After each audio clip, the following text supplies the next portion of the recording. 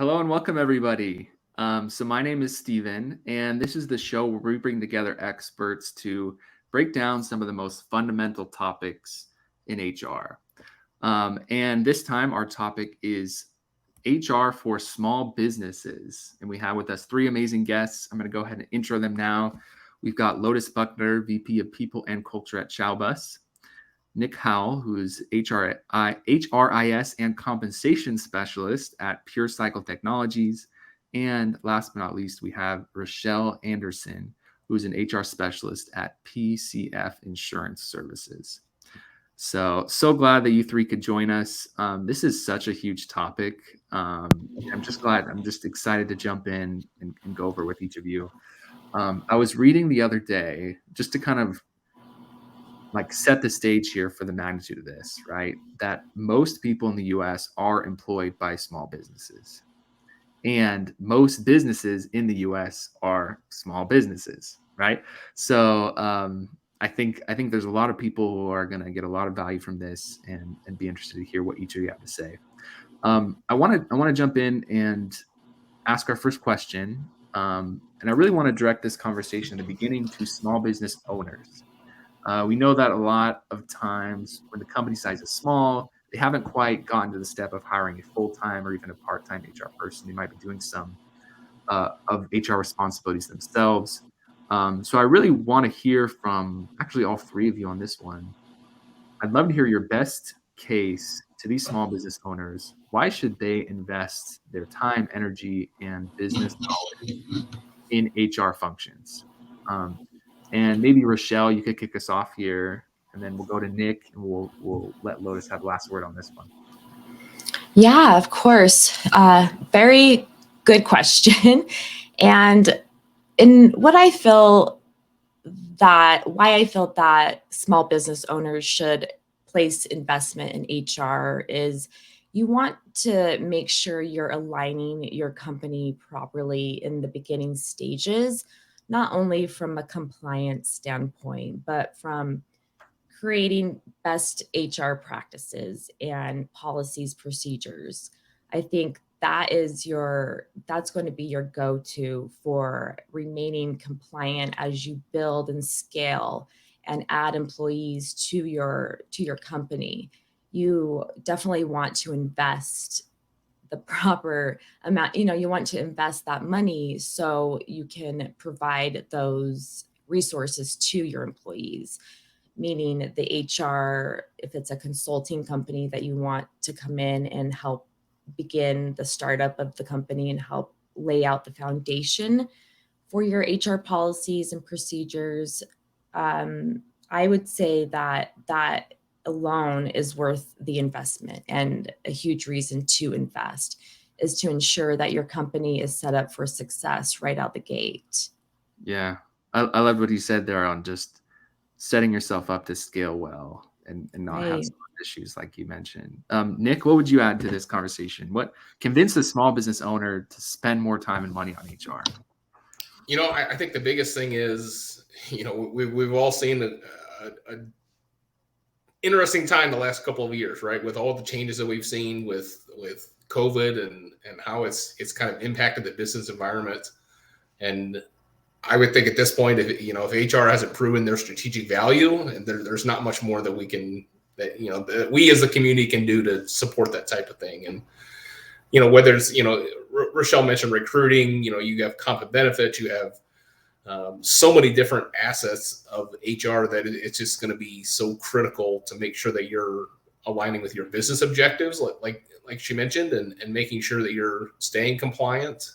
There's so many different avenues that things can go down, right? Depending on what your target is at that point, and trying to make sure that you are staying in line with what your business goals are. Yeah. Lotus, I'll give you the last opportunity on this one. What would you add to the conversation here? I think it makes just good sense to invest in HR early on, because you already invest in talent as your biggest investment. Like, talent is your biggest asset in any company, and to invest in HR, to support and continue investing into that talent, makes really good business sense. It's not just a people thing. We're not just the soft skills. Like that makes a lot of sense for your business. Because as Rochelle said, not only does HR help you maintain compliance and minimize your legal risk, but it's also going to help you with recruiting and retaining top talent in a competitive market like we're in today. It helps you measure talent from the perspective of performance, succession, your budget, your talent spend, turnover, and reasons why people leave, and so much more. So all of these things impact your bottom line in the end. And so for business owners who think it's not important and not related, it actually is a huge impact on your bottom line. Yeah. Very well said. Yeah, it's like you're already actually spending a ton of money on this. So why not just put a little extra investment to refine and make sure it's the best that it can be. Yeah. So I heard a lot of different terms from all three of you: compliant, hiring. There's so many different avenues in HR. I can imagine it could be really overwhelming for a small business owner to hear all this and just think, okay, where do I start? Or what do I focus on? But I'd love to just kind of get strategic with you now and hear your thoughts on, if a small business owner can only focus on a few different things right now in the HR sphere, what would you recommend? Nick, I'd love for you to kick us off here and then maybe go to Michelle. Yeah, I mean, I think what Lotus was saying in terms of people are your biggest asset, right? And they're going to be the biggest cost to you, but they're going to be your biggest asset. Like, a company's only going to go so far without good people. And like we all know, it's a tough market out there trying to recruit and trying to retain.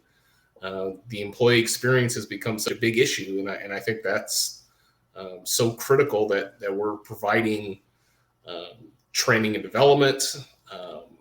Base pay is obviously important to a certain extent, but there's just so many more pieces that are valuable to what the employee wants from their job. And I mean, that's coming from a compensation person. So I think whatever you can do to focus on your people is going to be a driver for success.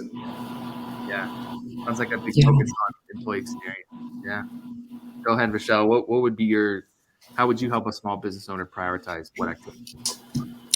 I would help them prioritize by making sure they're really planning and designing jobs and their job descriptions, making sure that they are hiring the right people for these roles that they need to take their companies to the next level. It is a hard market right now, finding good talent, and you have to be marketable. You have to make sure your brand is out there and is a positive brand. I mean, everything is so shared. You're able to share your opinions about companies via Glassdoor, LinkedIn, and I feel adding a little bit of time and thought into the brand of your company is going to be a big strategy move as well. I think that's a big important thing, is to brand your company and have your employees who have been there maybe for a minute to give some feedback and not be afraid to give maybe negative feedback or constructive feedback. I think there's some hesitation with employees not feeling that they can go to their leaders or their CEO, whoever it is, to express areas or gaps that they feel could really help sharpen up the company and their policies and procedures. So I always advise our employees to not be afraid to speak up and say where they feel some improvements can be made, because the owners, these small business owners, will not know unless they get that feedback, and not be afraid to give that feedback. Yeah, I think that's really powerful, Rochelle. Just as a starting point, is just listening to employees and seeing what they love, what they don't love, and then improving your organization in that way. And it sounds like from both you and Nick, I'm hearing a lot about hiring as being a major priority for small business owners to get right. Lotus, would you agree with that, or what would you add to this conversation? I think recruiting is more important than it ever has been before when you're in a market like we are now. That's definitely critical. I think, you also have to have your structure in place. Like the stuff that's not as fun, we get so distracted. I talk about this a lot by the bells and whistles in HR, and there's so much to cover. But I think if you're really a brand new business and you don't have HR yet, you still need the basics in place. You need to get your comp, your benefits, and your payroll. Yeah. Yes. Love it. Okay, I think they have a good framework, the people listening, on some ideas to tap into, ways to start, what to prioritize.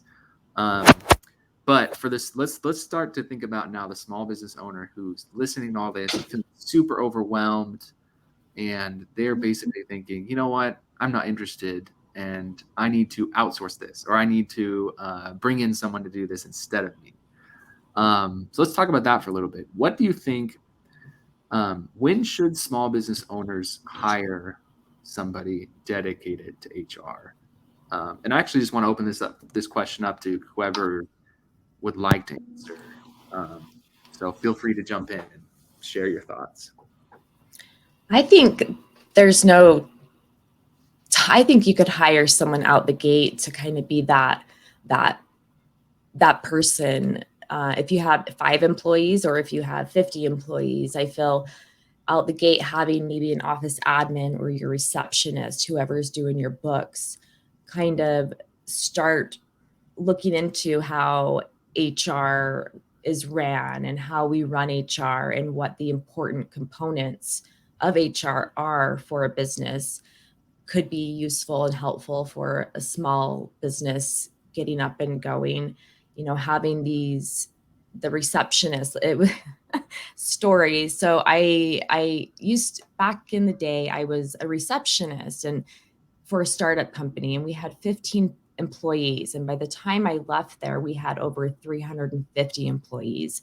Wow. And I was able to see, just the whole build out of this organization. And being the receptionist, I was in the beginning when there was very limited employees, I was exposed to the leaders on a very personal level that I wouldn't have had the opportunity to have done if I came in later on and down the road. So it gave me access to build out policies, to build out procedures. From there, I moved into an accounting role and did the accounts payable, receivables. So it can be done by your employee who is doing your office management for now. I feel like that person can be an integral part of the beginning stages of an HR department. Yeah. It sounds like that experience that you were given as a receptionist to take on a lot of those responsibilities was a big part of your career. Oh, huge. So a great way to have an engaged employee. Oh, yeah. Love it.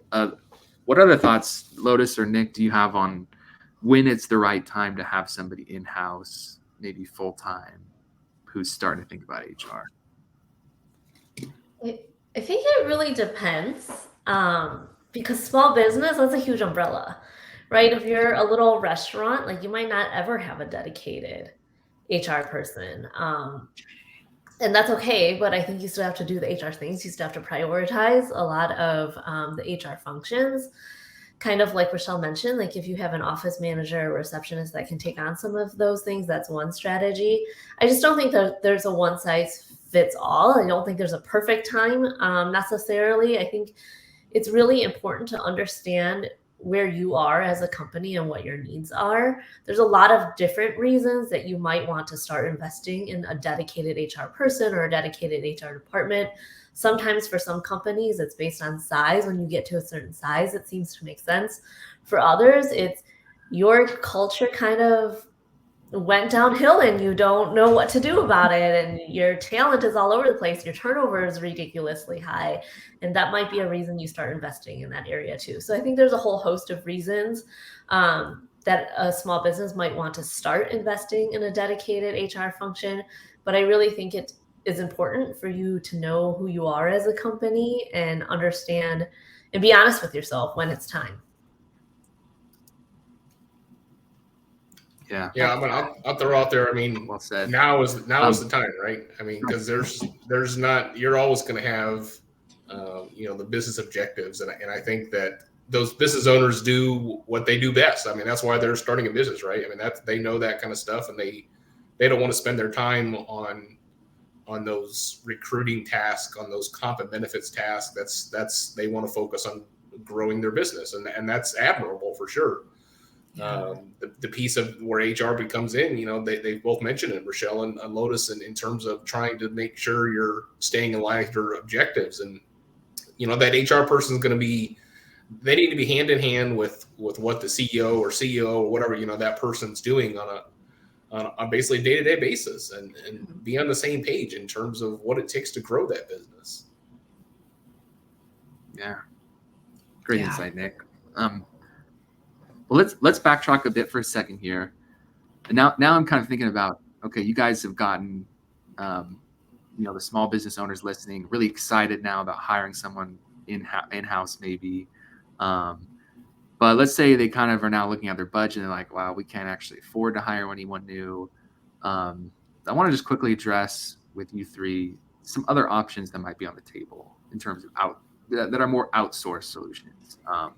And maybe Lotus, you could kick us off in this conversation. I know you, for example, do actually a good amount of consulting, right, with some businesses.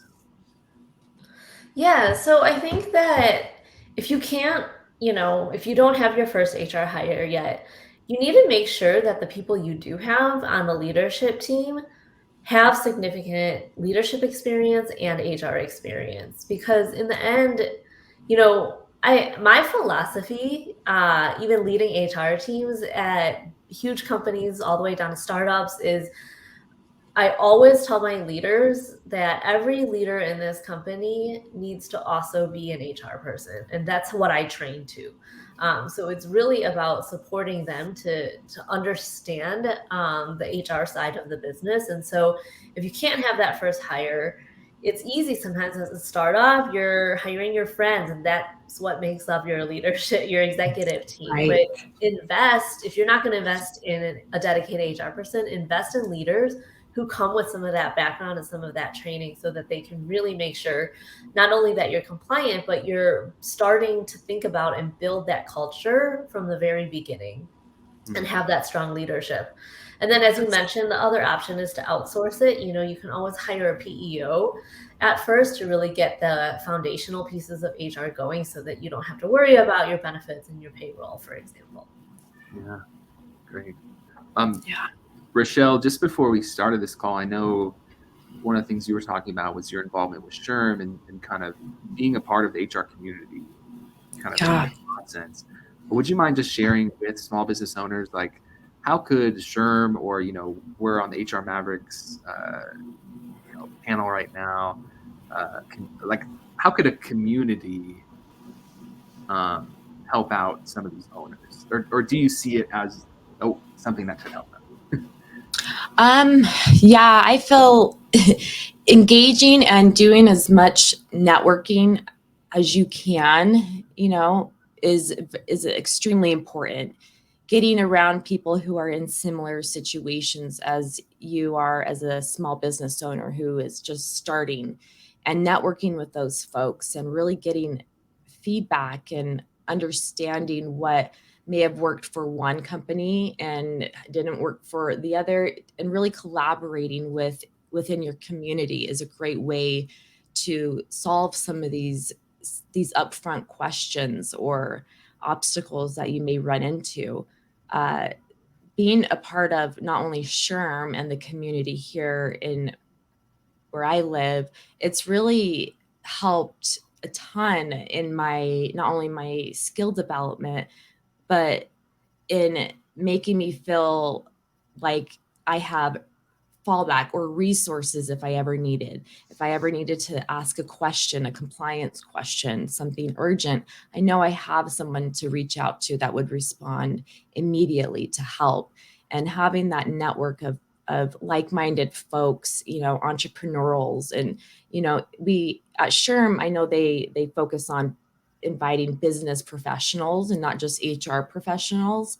And I can see why, to Lotus's point, you want to really make sure the leaders know how HR is, what the importance of an HR, a strong HR department or team is to a small business. Yeah. And it's not hard to, it may be a little intimidating to sync up with your community or go to a networking event, but I can tell you, you'll have the nerves, ahead of time, but you'll be so happy that you followed through and went and made some friends who are in similar positions. Yeah. And That's they're all over. The networking groups they're all over, and they're virtual too. So it's there and available for small business owners. Yeah, absolutely. Well, Nick, I want to bring you in here as well and get your thoughts. We've talked about PEOs, we've talked about consultants, talked about community, all these third parties you can bring in to kind of help you do HR. Anything that you would add to that list? And by the way, I know HRIS specialists, like maybe there's some technologies too that they should be considering. Yeah. All great points. I think that, the PEO is always a good idea as that business is growing, investing, make sure your people are people. So, Yes. we've all probably had our experiences with maybe not the greatest people managers. And that's kind of where, you don't want to be that person, but the resources are such, Sherman, there's World at Work and HRCI, they all have so many just different resources, and the remote aspect has changed how that's, there's no such thing as really not having the resources available. You just have to know where to find them. Yeah. Consultants are a great option because, it might be a lot more cost efficient for that company to hire, a consultant at, X amount of dollars per month, and rather bringing somebody on 20, 30, 40 hours and paying them benefits and everything else. And, as you grow, we mentioned early on, you're going to scale that business. But from the technology aspect, everything from, your HCM system, all, to a comp management system, to a job description. I mean, there's tools for everything out there. And that's where you've got to know where to find those resources, talk to your community. What's worked for them? What hasn't worked for them? There's just so many great companies out there that are available to help you with things. It's just getting out there and using it. Yeah, absolutely. Go ahead, Rochelle. I know, the Department of Labor, that, their website can be a valuable resource too. They have a lot of great articles, content, they links to other sites and such that can really help small business owners in the initial phases of their company. So I would recommend that as well, checking out the Department of Labor website and subscribing to their newsletters, and you can pick and choose which new newsletters come to you. So that's a good option as well. Yeah, that's really smart. I want to switch gears a little bit now, because I think we've done a great job talking to these small business owners, and they have a lot of kind of threads to follow and do more research into. But I want to address now together the HR professionals, probably HR teams of one at these small businesses, and just kind of share some thoughts with them, some encouragement. And so maybe Lotus, you could kick us off on this one, but what do you think that that HR team of one at a small business could do to be the most effective in their role? I actually think being an HR professional of one in a small business is an amazing opportunity, because you get to gain a wealth of knowledge, skills, experiences, talents that you just can't get at a big corporation when you have to specialize. When you're part of a 400-person HR team, like, you're in this little silo, and to be able to grow your skill set, it's a little bit harder. So I think it's a great opportunity. And so you have to do it all at a startup or in a small business, but I think that can also be very overwhelming. And the downside is that it's easy to get distracted by all the bells and whistles that I always talk about, because you want to implement everything, right? You want Yes. There's so much opportunity. You want to create this great culture. You want all these technologies in place. My advice to making the biggest impact as a department of one is to stay focused. Yeah. Do a root cause analysis of what the company you're working for actually needs and prioritize what wins you want to achieve every single year.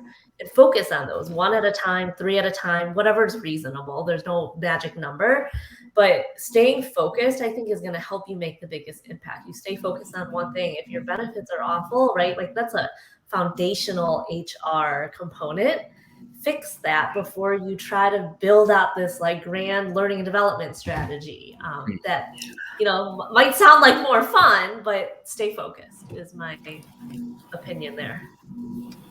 Way more fun to chase the bells and whistles, though, Lotus.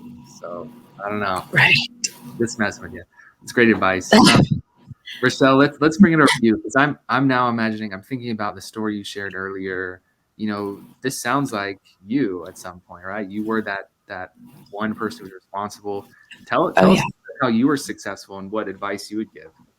Yeah, so that's definitely how I got into HR is an HR of one and having to figure things out on my own. And really the strategy I took was staying really, like Lotus said, really knowing what the leaders' initiatives were for that year, for the next 5 years, or, you know, focusing on that first year and knowing what they want and what their vision is really important to help prioritize your efforts.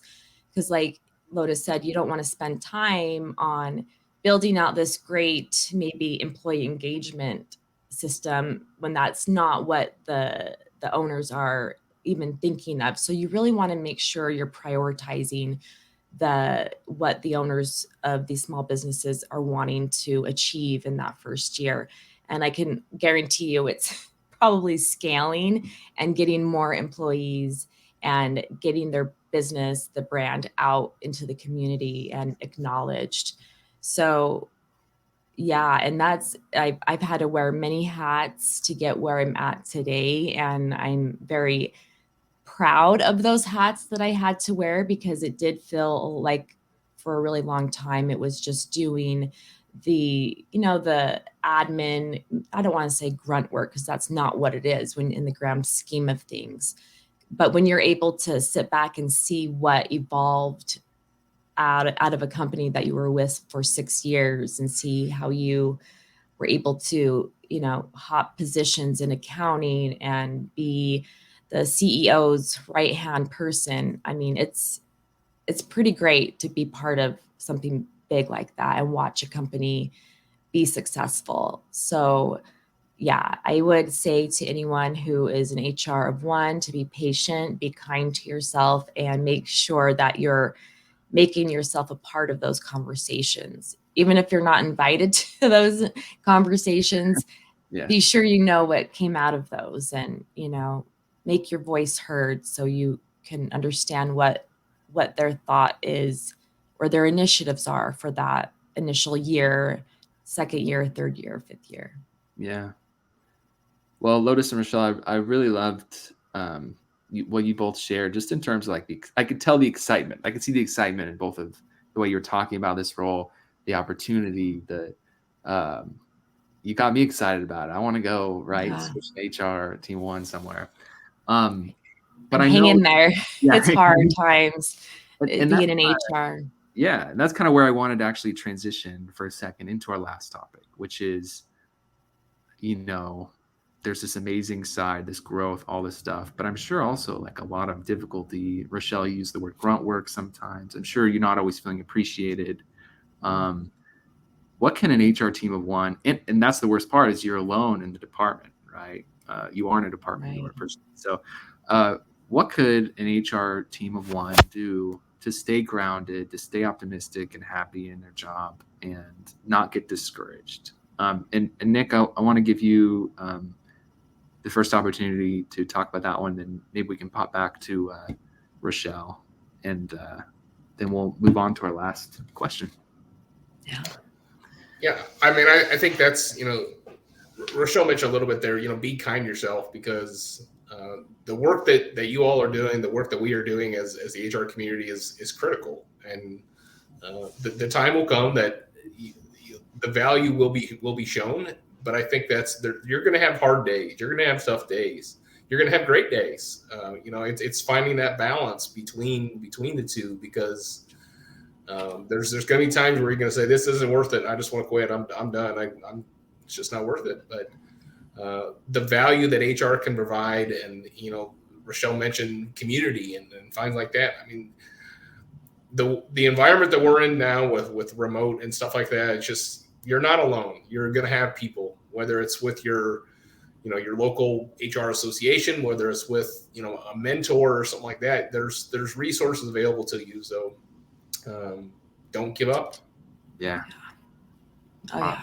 Rochelle, what would you say to that HR person? Yeah, that, the HR, when you're the only person in an HR department in your company, you kind of feel, well, it is that the employees are looking to you for the tone, I would say, of the culture of the company. And you got to be mindful of showing up and being positive, even if things don't seem to be going in a positive direction, hence COVID and all that, how that disrupted everything. And our employees really look to us as the sounding board, and we got to take care of ourselves first in order to show up for our employees. So I would definitely recommend, creating some boundaries, show up to work, be positive, even if it's a hard day, really plug through. And I've noticed on certain days like that, when you're feeling a little overwhelmed and you just, get to it and get to the grind, that something happens that kind of cheers you up and it makes you just knock out that day. And you're proud of yourself for doing that. So showing up and just trying to remain as positive as you can is a big deal, because employees feel that, they see it, and they're watching HR all the time. And it's important that we show up and be an advocate for them, for our employer.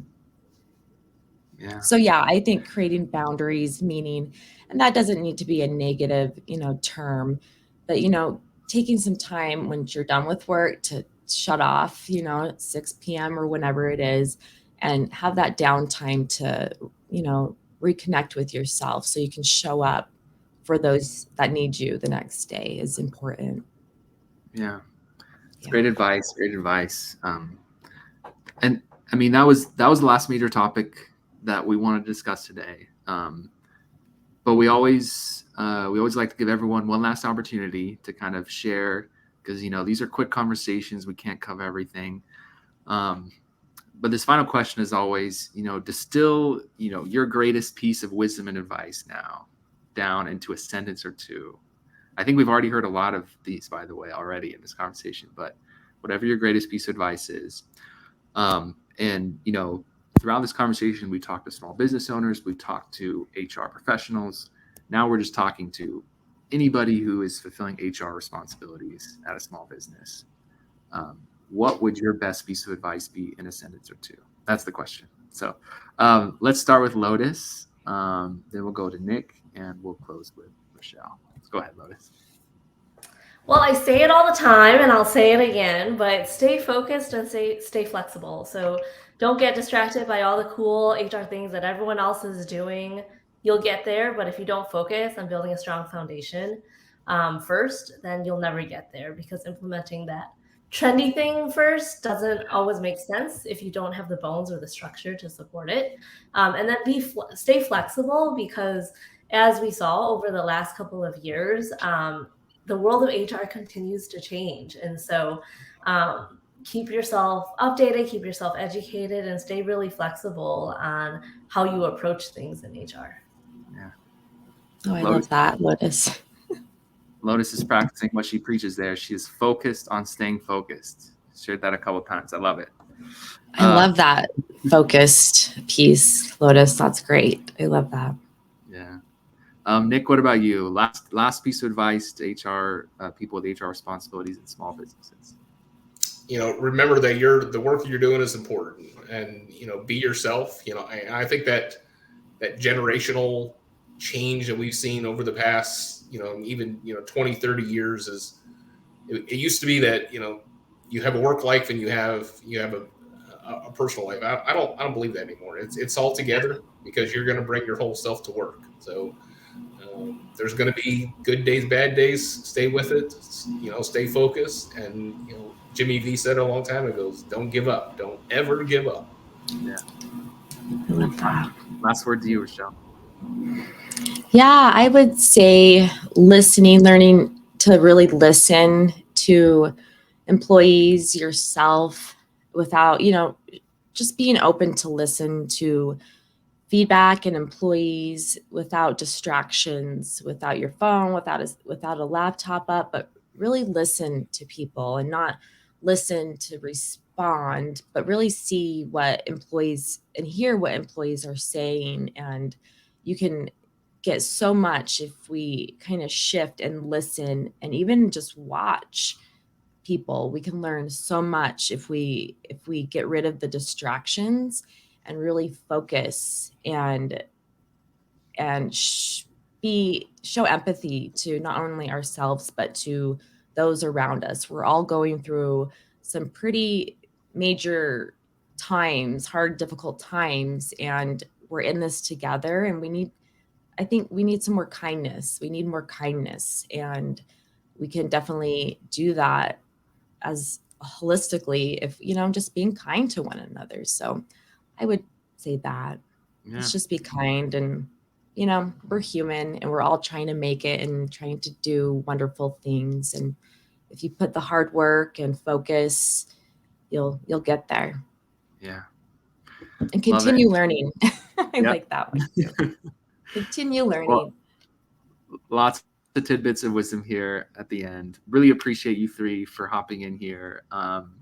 If we always like to show this as well. So if you want to learn more about how to do HR at your small business, or you are an HR professional working in a small business, we do have an additional encyclopedia entry on the topic that we constantly try to update and improve. This panel will go at the top of that. And like we talked about, community is so important. Go meet these panelists, connect with them on LinkedIn.